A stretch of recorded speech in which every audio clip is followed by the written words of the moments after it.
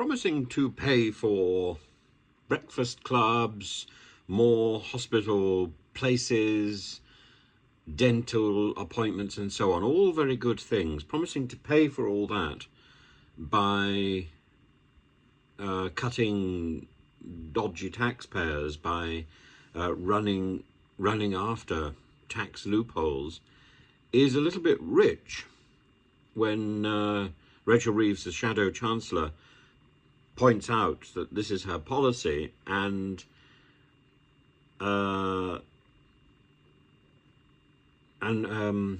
Rayner is still facing questions about capital gains tax. There's a certain irony in that equation. Labour wants to spend increasing amounts of money on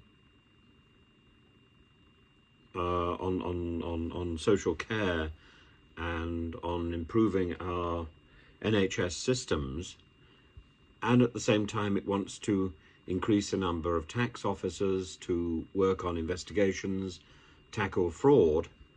It's all good and dandy, but if there's a question mark hanging over the tax affairs of one of its senior ministers, or one of its senior members of the front bench of the opposition,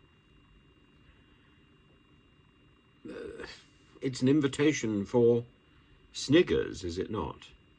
Even if Angela Rayner's affairs are entirely in order, the fact that there's a cloud hanging over her doesn't help to provide certainty and conviction to this plan. That's the problem. And that was always going to be the problem. It's not that Angela Rayner has done anything wrong. She probably hasn't. It's not that Labour's policies are inappropriate. They probably aren't.